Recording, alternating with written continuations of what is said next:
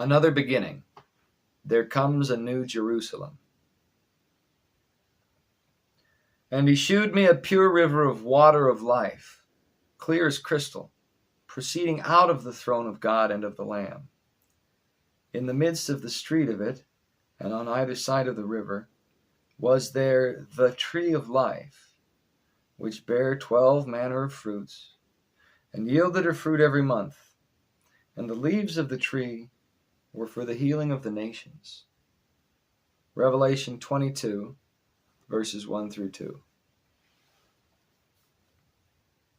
As he came ever forward across the royal stone, the violet, translucent light capturing polished rock under the golden cube of the Timeless One, Rohan felt all cares of the life he had known drifting away, each strand of memory gripping his mind before being taken on spiritual wind by the angels like fireflies. Thicker and thicker they flew as he came near. The distance between the stairs behind and the jade wall, like a ribbon at the base of the structure, was quite far, but the majesty of the place banished temporal perception as the mind was consumed in awe. Finally, he came to the circles within circles, spinning endlessly, sometimes becoming a face, sometimes eyes within eyes. "Do you have it?" Rohan held out the golden crystal cube. Rohan Hanuman, Spicer, Stoic, Kingslayer, and Sly. Continue to bear this burden. Only now it will no longer be burdensome to you. Now your journey can begin. Rohan's eyes widened, and he intended to ask the being more, but the 200-foot sphere began to slowly come toward him, rotating on a great hinge recessed in the jade wall. It was silhouetted in a ring of golden brilliance that grew like our moon during its monthly metamorphosis in the night sky. It seemed as though it moved slowly, but there was a great distance it had to cover. Now it stood all the way open. Rohan Hanuman, Spicer, Stoic, Kingslayer, Sly, Guide of New Jerusalem. You enter New Jerusalem before the city has been fully built, and before you have been transformed beyond your infancy oikoterion. Beyond lies more than you can imagine. So go to your destiny, and see you do not dawdle. You have more to do now than you ever had. Rohan walked forward as in a dream, and did not pause to look behind as the wide doors slowly came close. What was in front was too much to allow him any thought of anything that was in the past now or ever had been. Immediately in front of him was a waterfall coming over infrastructure and funneled through an aqueduct to come out beyond that great city. And Rohan now saw the metropolitan bride even before she was prepared by her bridesmaids for the ultimate day. His heart was pounding, and he was breathing quickly, eyes wide, every extremity tingling. It was like his very blood became the purest laughter, and he couldn't help belting out a joyous guffaw himself. He still held the cube in his right hand, and he jumped into the air, thrusting it high, then landed, and ran around a gilded path to the placid point behind the waterfall before water rolled over.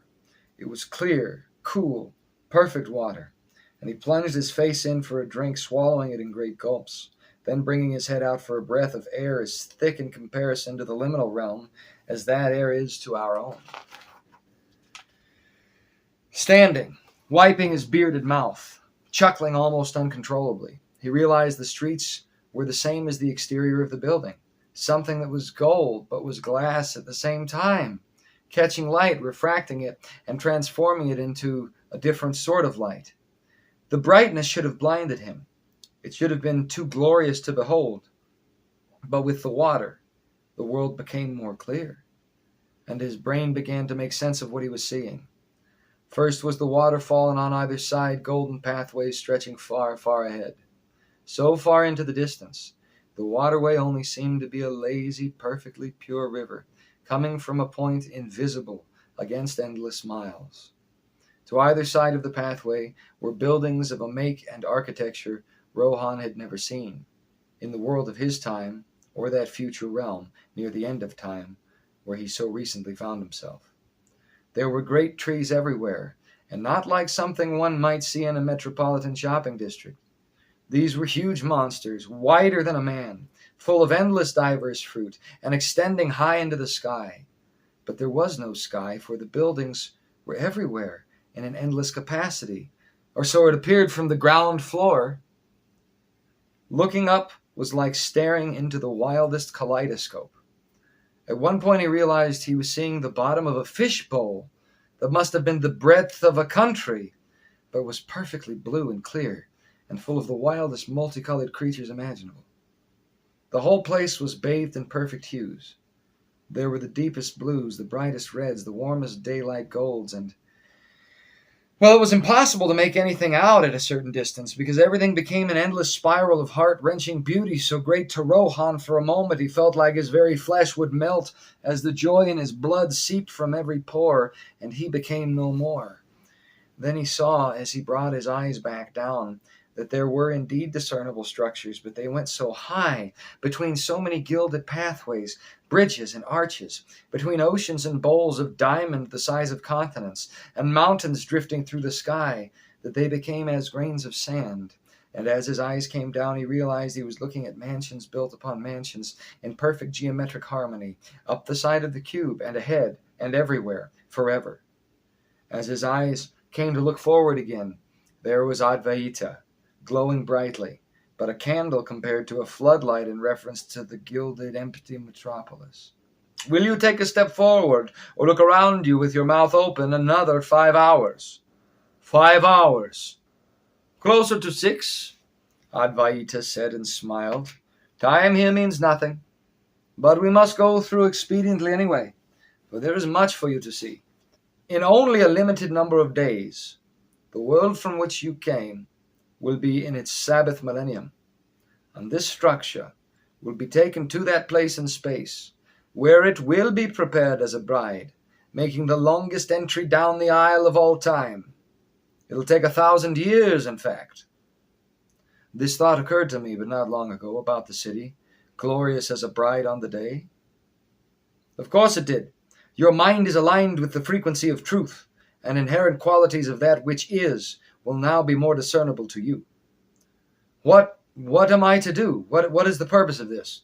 Rohan held up the cube. This is what you go to learn. What, you'll give me some direction and disappear again? He chuckled. Oh no, Rohan Hanuman. Now I will accompany you until the very end, but your journey will take a millennium. Of course it won't feel quite like that. In fact, it will feel much longer. If you had any concept of time here, you will not sleep a wink from here on, but you will not feel the time. Because all is joy, there is no tiredness, there is no fatigue. Take a moment to roll your left shoulder. Rohan did, and it was whole, like when he was a child. He worked it and rotated it, and then looked down at his raiment. When did I put this on? He was wearing a garment of illumination like a robe, but without restriction. It rested about him as a corona from a star, perfectly complementing his kingly features. And now around his neck was a harness with a rectangular receptacle in the center. Rohan slowly brought the cube close, and it was drawn to the rectangular cup, clicking in, and hanging from his chest like a medallion, situated at an angle, pointing straight forward, but not digging into his skin. There was no weight he felt from it, though he knew he should. Advaita said, Look at yourself in the water. Rohan did. There were no grays on him anywhere, and his hair had become wool and gold to reflect the city. His eyes were brighter than ever, and his face appeared young as he remembered before his first ride on a dragon, albeit a little thicker in the whiskers.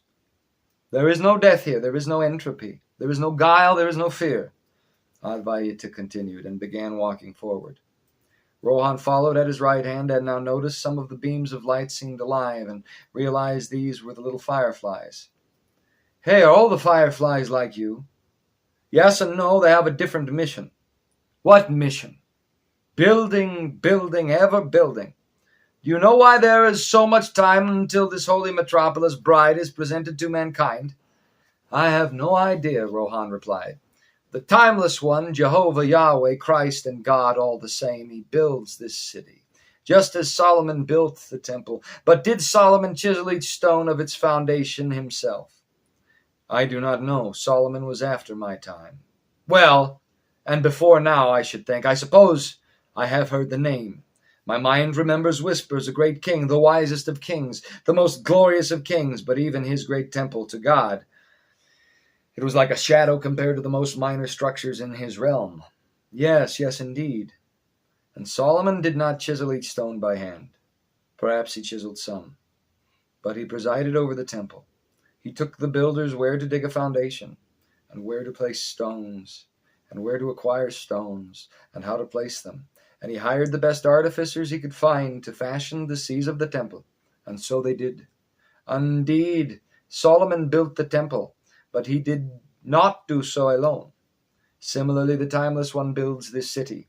He presides over his angelic host, who build upon structures as they go. He prepares a place for each of the citizens of the kingdom of heaven. How is this done? Does the Timeless One control the decisions of individuals? This is a complex question, Rohan said and chuckled. Does he? Well, maybe, maybe not. He certainly controls the variables from which a decision can be made, and the ultimate outcome only has a limited array of potential outcomes, and he can see all of those outcomes. And how did I just have that insight and say what I just did? I've never even considered anything like that. Your soul is free of the fog of the fallen and your own brokenness for a time. You must be translated into eternality to find your final self. You will not be the first. You will not be the last. You must continue on through this entire structure before you come to where you must be. And then will the Millennium Sabbath come to its close. For that 1,000-year day will be fulfilled, and after comes the true dawn of eternity.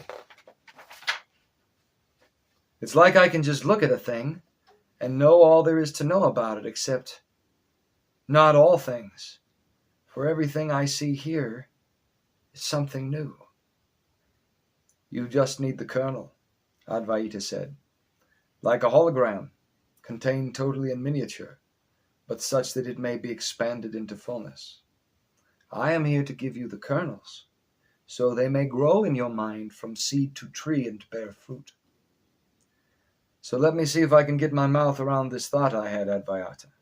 Go on. The Timeless One does not control the decisions of individuals, but neither is he surprised by them, for they percolate from a common point and have only a set amount of potential outcomes. And so, standing from outside time and space, the Timeless One can see where one action begins and what its outcome will be. So he sees what will happen based on every decision a person makes, but he forces no individual to think one way or decide one way. He has made time and knows its pathways. Precisely, Advaita nodded. For the Timeless One to build mansions for his people, their input becomes necessary, for they are each their own individual. Each individual thinks uniquely. They have diverse skills, desires, preferences, and more. They have visions unique to each. Every being the Timeless One has made, each has a non-fungible, totally original aspect that can be reflected in no other, as do leaves and trees, or flakes of frozen water that come down from the sky when the temperature drops. No two are alike. So no two mansions the Timeless One creates are alike. In part, they are built through the lives, experiences, and interactions of mankind. And where there are voids in perfection, these mansions balance out the change, so that without guile, deception, or the entropic hamartia of the broken world, eternal beings may maximize their intended capability, and so reflect the light of truth perfectly through new realms of creation and exaltation. Each human was made for a purpose, and that purpose is nestled in their heart of hearts, expressing itself in talent, personality, and individuation. This place exists to fulfill that individuation and transcend the nursery creche of life. Death is even less than the beginning. It is the first character in the word beginning. It is the first percussive sound your lips make when they go to say this word. So imagine the world where you were, Rohan, and the great machines that used people to think for them, grouped together. There is the wicked copy of what the Timeless One has intended. For thought itself is a form of energy, like fire or electricity. This entire universe exists from the thoughts of the Timeless One, and you beings are made like unto him, not me. My thoughts are not creatively capable, they are only innovative. So it is with the enemy, the mad one who rebelled and seeks to steal the destiny of man. But he can only innovate on what has been made. He has no power of design or artistry, only mimicry. Man has the creative spark. So it is that through your lives, you represent a mighty computational force more profound than any you could have designed, as it was the Timeless One himself who made your kind to be this way. And that profound computational force in perfection will produce after its kind. Ideas are energy. It is just that the fullest maturity of ideas and the fullest energy they produce is not constrained to mortal existence, for it was intended as an eternal expression from the start. Accordingly, in the old world, quantification of this chain reaction was not possible. The chain stretches out of time. So you're saying, Rohan squinted for the first time. So you're saying that this place is being built even as people live? That their lives, experiences, memories, failures, successes, relationships, and position in the world are all contributing to this realm of endlessness, constantly building on itself and accreting outward with all mankind. Until the end of the Sabbath millennium, said Advaita. Here, I am allowed to show you the inside of the least of these, and the greatest of these. For the relationship of life predicated their construction nearby. And here is the sole example of this particular contrast in the whole realm. You must tell me which is which. Which was the greater man in life, and which was the lesser. It will be part and parcel to your duties as guide, when you have seen what you are to see. First, let us go to this door. Giving on the wide street, and it was a very wide street, 10 times that of a highway in a 21st century megalopolis, though split with the crystal river limned in translucent glittering gold. Giving on that street was a door 10 times the height of any man. Advaita walked to it and pushed it inward. The door swung easily forward on soundless platinum hinges into a ballroom that would make any 1800s Victorian extravagance blush in inadequacy. Diamond made up the balustrades about emerald spiral stairs leading to a garden suspended on gilded chains like a planter in a palace the size of a capitol building. Cavernous passages went to and fro. A babbling spring spiraled from the top of the wide space downward. The scent was floral and astonishing, but differed from the perfume of the world beyond. And here also was the sound of music, natural music, made by the proper fitting together of everything. Does the whole city sing? And the song has yet to become, confirmed Advaita. Whose future dwelling is this, a king? Advaita had a little smile. Now let us see the other of these. They came back into the street of seamless see-through gold, reflecting rainbow arcs of majesty all about the endless city. The walk took a long time, what would have been many days in the world of time, as a matter of fact. but it did not feel like a long time. Again, as there was always something new to see, and the mind had no brokenness to cloud its perfect digestion of concepts. Now Rohan could hear the song of birds, and the most beautiful creatures flew about that endless realm, their songs complementary to the singing precious stones, perfectly buoyant. In fact, as he watched, he realized the place was absolutely full of animal life. Nothing human, but squirrels, chipmunks, birds, the occasional feline, raccoons, foxes, lemurs, geckos. He'd seen them. Some would even come by him, jump on his shoulders, give him a comical look until he scratched under a chin or said kind words and run away. This happened many times, and Rohan even saw animals he never encountered before and couldn't rightly identify. It was a city of life, but not of odors, not of danger, not of fear. At one point, a bear walked up to him. He didn't notice until it nuzzled up between himself and Advaita, demanding attention. He would have experienced a shock of fear before, but in this place he knew there was no danger from anything. "Your coat," said Advaita. "Here was your coat," said the messenger, and scratched behind the ears of the bear. This made Rohan feel things. What came out was a laugh. He said, "Are all the departed animals of mankind here?" "Yes, well, most of them anyway. Some went sour. They came ahead of man, and more will come. But they are a different order of consciousness, and fine jesters. By the end of 1,000 years, when man is brought to the city by God, they will even have speech." Finally, they came to a spiral stair that wound and wound and wound, and their trek up this stair took at least as much time. It was a stair made of ruby, deep ruby, with bars of sapphire and a topaz handrail. Several birds of paradise quite enjoyed that handrail. The ruby stairs were wide enough for a procession 100 strong. When they came to the top, there was a door behind a balcony wider than the stair.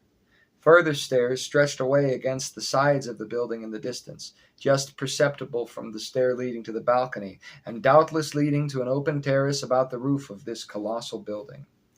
There was a door 100 times as great as the other. It was a double door, arched, and so profoundly huge, it was hard to see where its gilded semicircular apex came together. "Go ahead," said Advaita.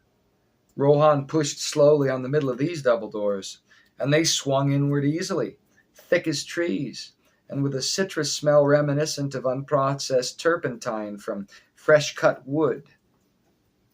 Only here were the most well-adorned, beautiful hinged doors. What kind of tree was large enough to carve such things in 2 single portions, each larger than the greatest tree Rohan could remember in the old world? Inside was a forest, a garden, and a lake.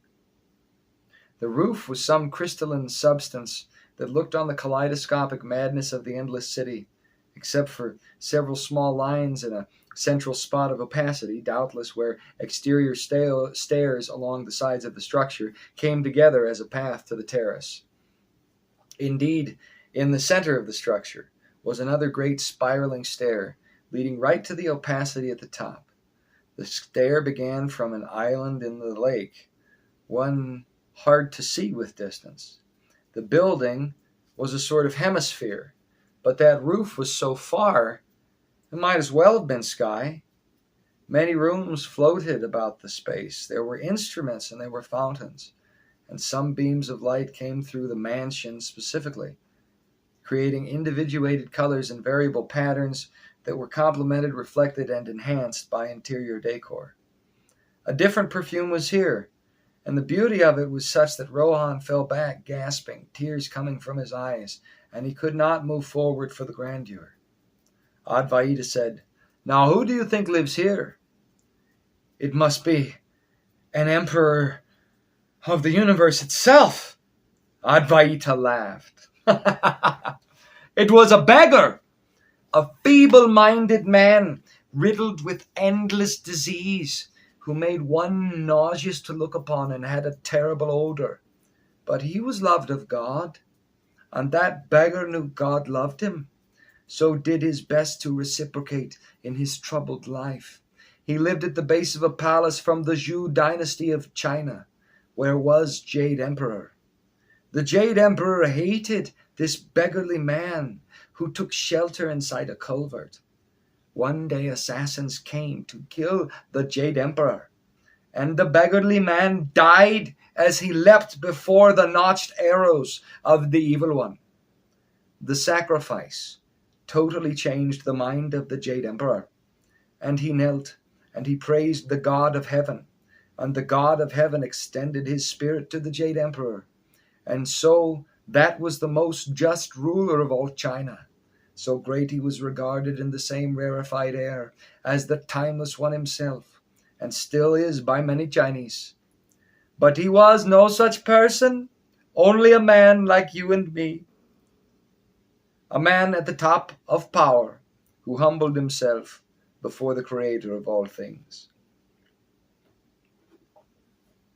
And this is his mansion. No! That is that of the beggar. The Jade Emperor's mansion is the first you saw, that tiny one. Why has this been reversed? It hasn't been reversed. That's the twist. It is your mind that has been corrupted. That which matters to the world is not that which matters to the timeless one. And that which matters to the timeless one is not that which matters to the world. Life chiefly exists as the prerequisite to eternity, and death is the entryway. Those who live the hardest lives are those chosen for some of the greatest destinies in this eternal realm. Those who live the finest lives on earth have their reward in advance. But now you must understand why I have given you the contrast. And Advaita turned from a mansion greater than anything that ever was on earth, and Rohan followed. Now they were headed up another stair, back the way they had come. What sort of contrast? The millennial Sabbath begins soon. You will know when the light changes to greater glory. Very soon. The mansions of those who live in that time without the evil one. They will make both of these I've shown you ashamed for their glory. And as you are from the earlier dispensation, you cannot see them directly. For yours will be one of these, and it is still being made even as we speak. Will I see the timeless one? Perhaps, perhaps not. Solomon did raise his hand to the chisel on several stones. The timeless one, who is the maker of time, may lend his hand here, or he may chip in there. But it is not for me to say. I am only a little ahead of you now, Rohan, very soon. You will transcend my own knowledge. Where are we going? To and fro, back and forth, here and there, toward the center, and toward the golden windows of the exterior along this central avenue from the Judah Gate, until we have reached the very top and the apex of this great city, and you have seen everything from the Judah Gate to the tree of life at the center, growing from its foundation to the stars, and blooming fruit for all mankind. I'd think so, if it's as tall as all that, Rohan quipped. So their transit within the New Jerusalem took them to the translucent barrier looking out on the world, and then inward, and would zigzag in this way. Rohan had no way of knowing how long the interval was from the time he entered to the time he reached the center of the city the first time. But in that moment, enough years elapsed in the real world that the change Advaita spoke of came. There was an abrupt flash, and the violet exterior, barely discernible beyond, briefly faded, and then became replaced with darkness for only a moment, until now the light of space pierced the cube of the New Jerusalem in a different sort of way. The atmosphere of a planet no longer interfered with pure refraction from a body like the sun. It became like its own cubic star, drifting from a mock-up Earth in God's woodshed to outer space. They just reached the massive tree in the center when the change came. Said tree was 1,000 times as wide as that Rohan saw when he first came to the world between worlds. It was thick and full of leaves, and grew from a perfect lake of water in the center of the endless cube, a lake that was an ocean unto itself. Advaita led Rohan onto one of the tree's branches, and the journey from where the branch came to arched gemstone pathways between Endless City to the trunk of the tree itself took days. When they reached the trunk, there were mansions within it, but the tree was so great huge living spaces etched into its trunk barely pierced its bark. If you were to stand immediately beside the trunk of the tree, it appeared a totally flat wall, wide beyond any visible edge. But Rohan knew it wasn't flat. He observed its rounded shape from a distance as he came. Imagine what an ant must see when it climbs a redwood. Then the lighting changed, as was just described, and Rohan asked what happened. "We have come to the end of the dispensation," Advaita said. "Now the time of the Gentiles has elapsed, and the Sabbath millennium has begun. Now we are in the world as it is, not the woodshed of God. Now we rest atop the second of the greatest planetary bodies in your solar system, that with rings. Now the input of those who live in the millennium will be the patterns around which the Timeless One weaves his mansions, and they will grow greater and wider and larger, and I cannot even tell you the expanse of that majesty." They came from the tree and continued zigzagging higher and higher into the structure. Many of the mansions were actually in quadrants, cubical quadrants of the structure that were distinct from the center. They were separated by the 12 gates, 3 on each side of the cube, that had a pearl for a door. Each of the wide gates gave on a highway with a river from the pool wherein grew the tree of life. But such gilded paths stretched over 700 miles to the center, where was the 100-mile wide lake, and the tree growing from it. A tree so high, it disappeared quickly among the coruscating brilliance of God's Jerusalem. 12 avenues like this came inward from the 12 gates, and in the territory between them, mansions built on mansions continued on forever and ever. But limbing the streets generally were, well, shops. It was infrastructure. There were great theaters designed for praise, but they were architecturally situated across from other great theaters, so the songs of future attendees would refract and combine in the air, becoming their own multi-layered natural counterpoint. Unbelievable waterfalls were everywhere, making Niagara seem a trickle over a rock on a plain after a rain. And the plant life that grew throughout the city apart from the tree was lush, refreshing, full of paradisical scents beyond description. There were new colors too, but there's no use in describing them, as there's no way to do so in any meaningful capacity. In fact, there are many things of which description is useless as regards that great cubical city of gold, the New Jerusalem. Imagine thinking toward a tree, and the tree becomes a house of trees, and the house of trees becomes a bellows, and the bellows sings a praise, and the praise becomes birds, and the birds swim into water and out of it, while fish fly into the air from the sea. Now imagine all of that as a drop of water in an ocean greater than the world, and all inside one room of one mansion in one corner of the city, for the infrastructure of that place was transtemporal. It extended through eternity, and was designed for such infinity. We live our lives temporally, under clear limitations, and cannot imagine reality in a non-linear pattern. Here was a world designed for existence above the color of time. Those in time cannot comprehend such a thing. They can only come within spitting distance through their wildest dreams, forgotten on the morning. Rohan was on his zigzagging trek up the cube now for some 300 years. Years that felt like moments despite their fullness, as Saturn made his rounds of the sun, and the light of that waning star bathed New Jerusalem, where she continued to grow. Advaita's leadership brought them out a stair atop a wide mountain. And now there were no structures as far as the eye could see, save for a set of complementary stairs right against the gilded transparent boundaries of the cube on the north middle end. The mountains came to the beach of a sea that continued beyond visibility into the distance, only broken by the trees stretching through its middle, where were an arrangement of islands.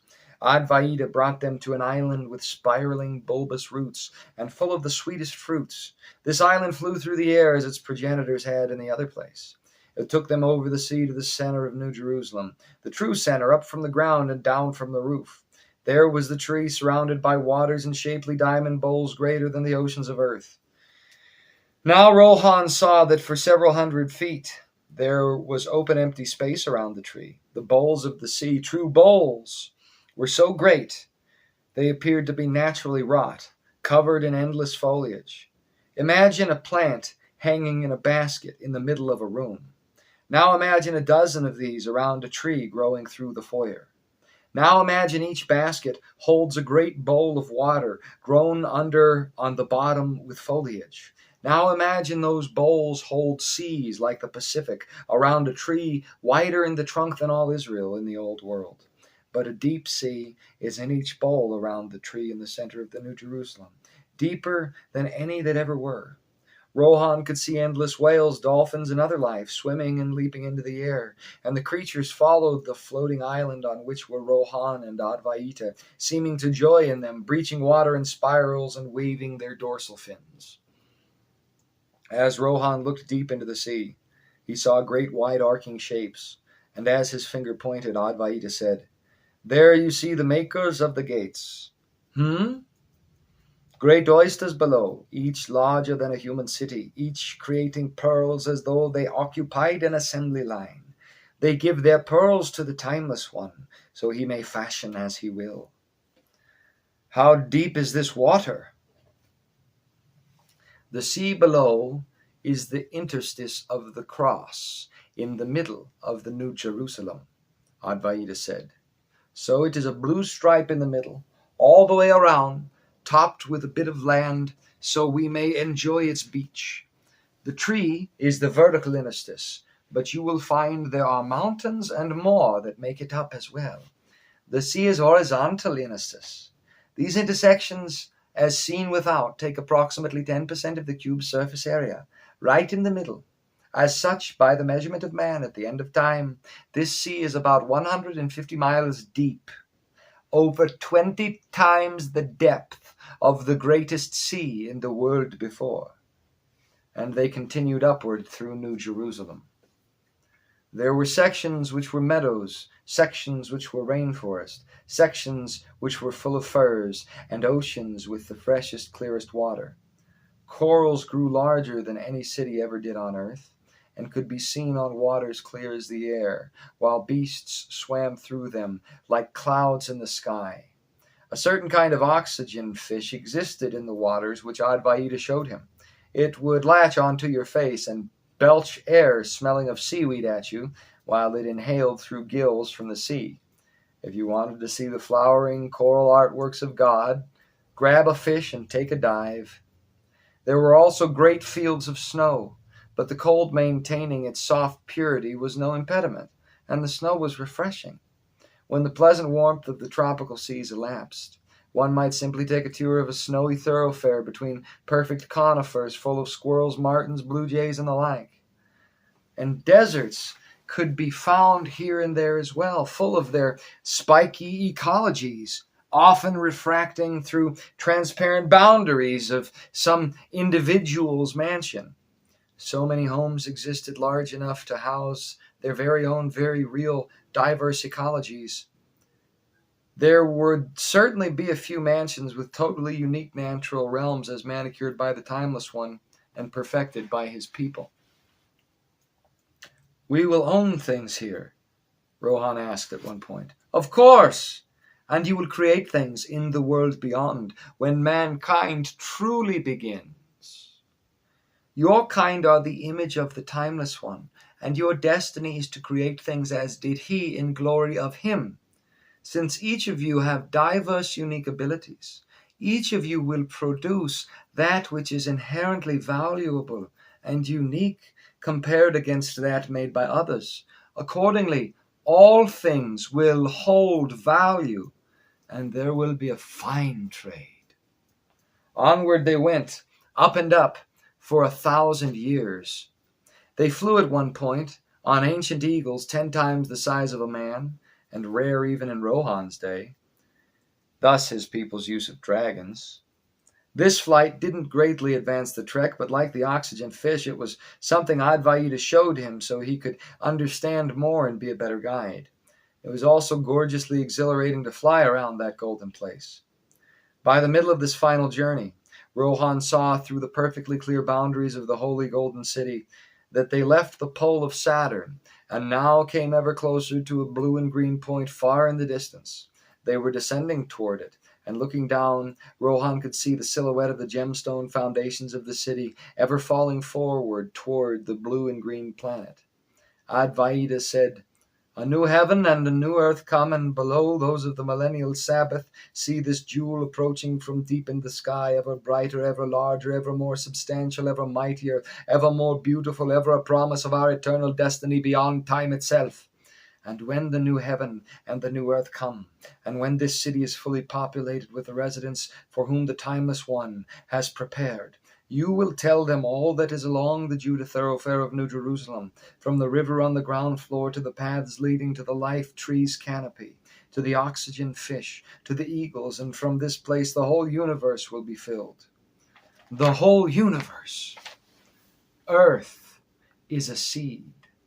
The blackness of the void in which it is set is soil. There are billions of seeds as these in the universe. They extend without number.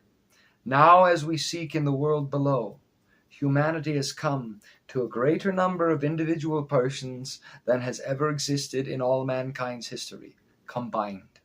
Now, if you look very carefully, you can see their moon has begun to flourish.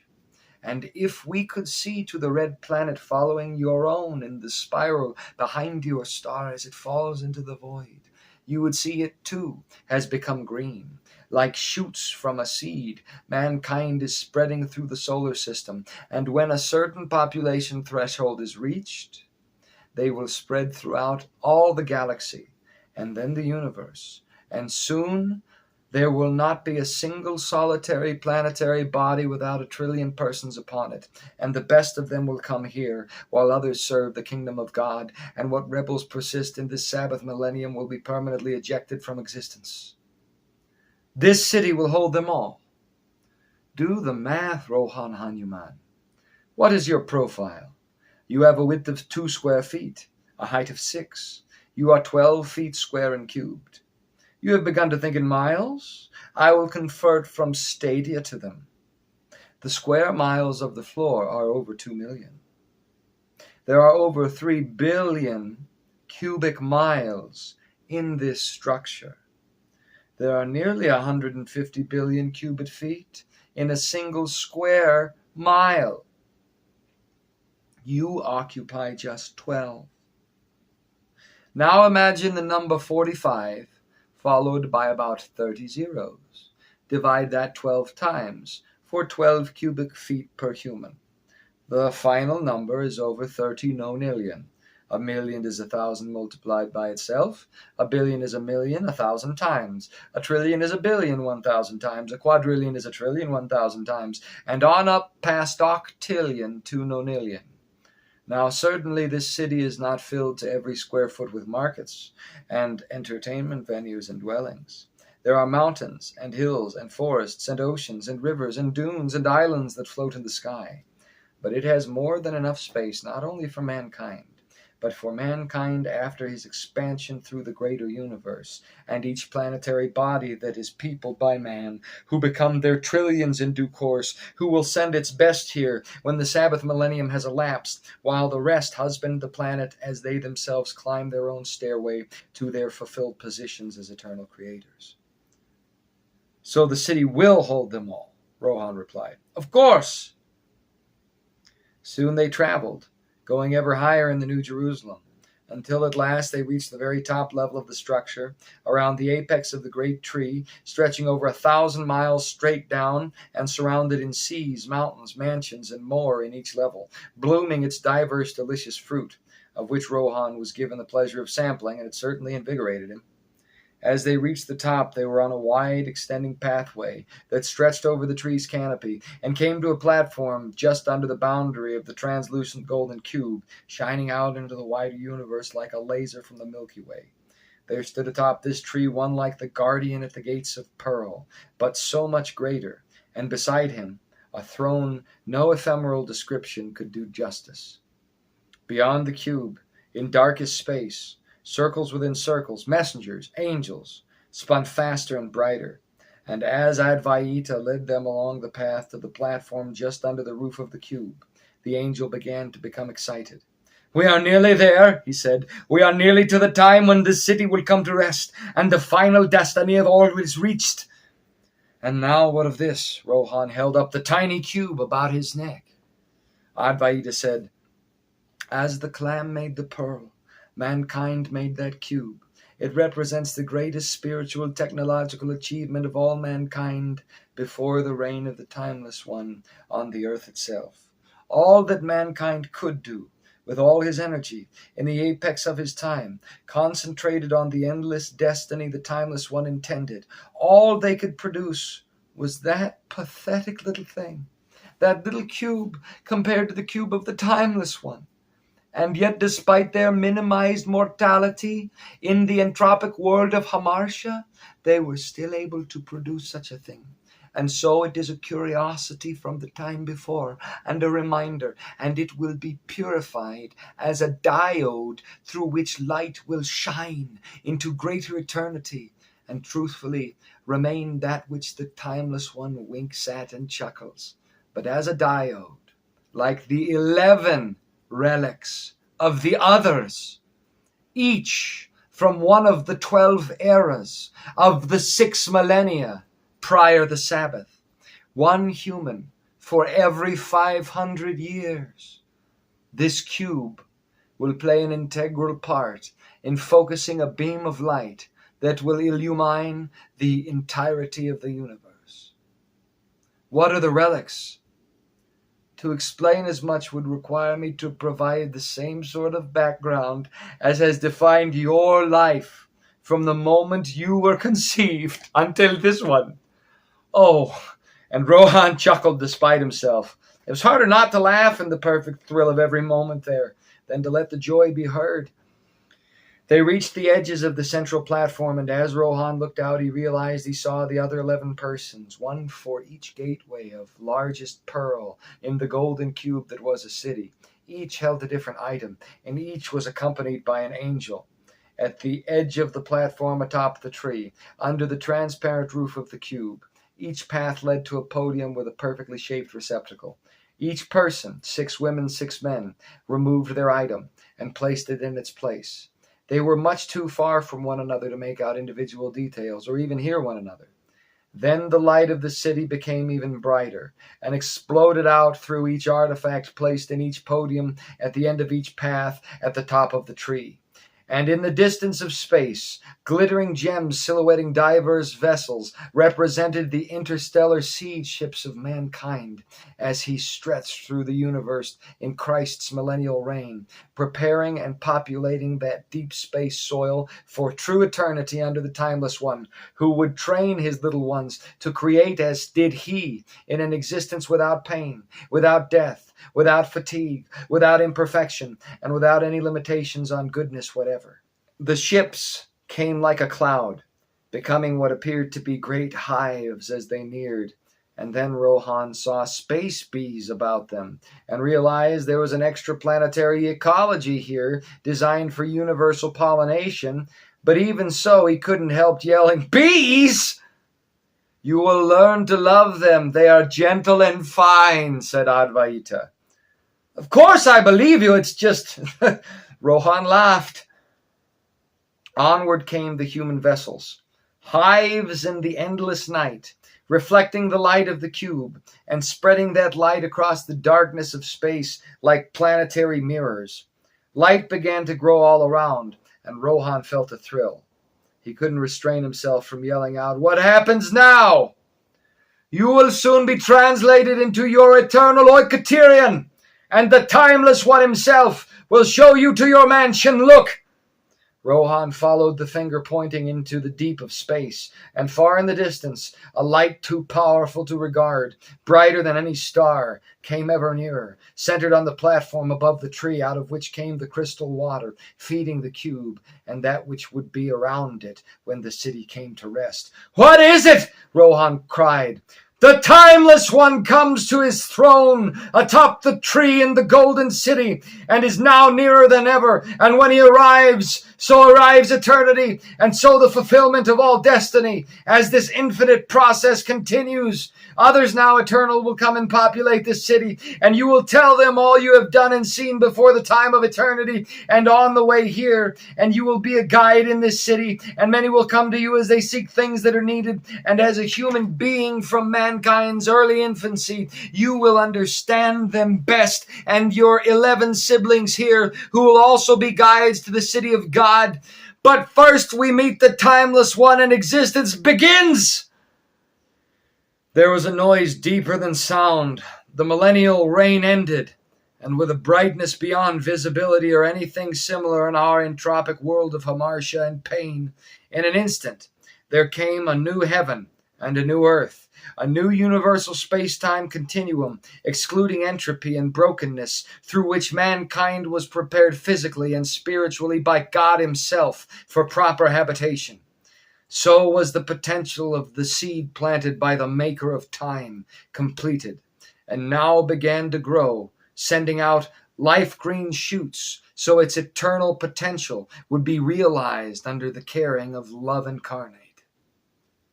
And there was no darkness anywhere.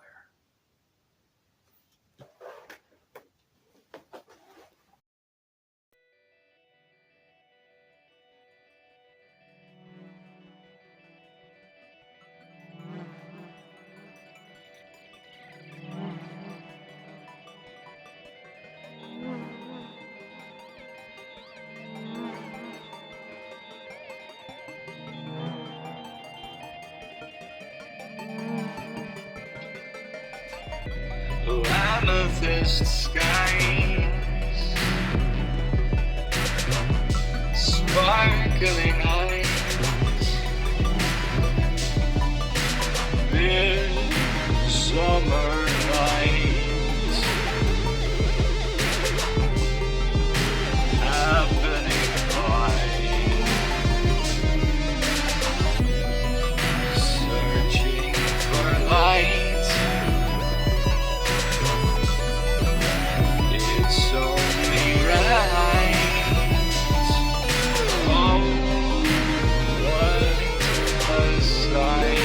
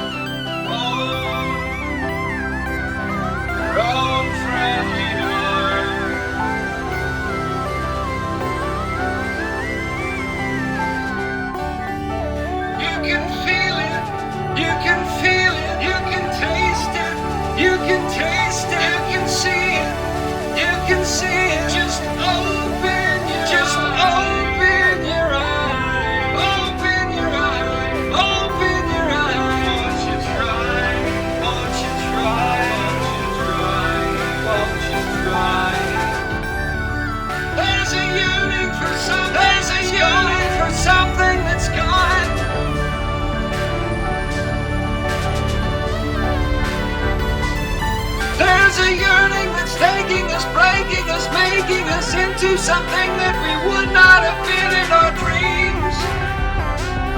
Short of long.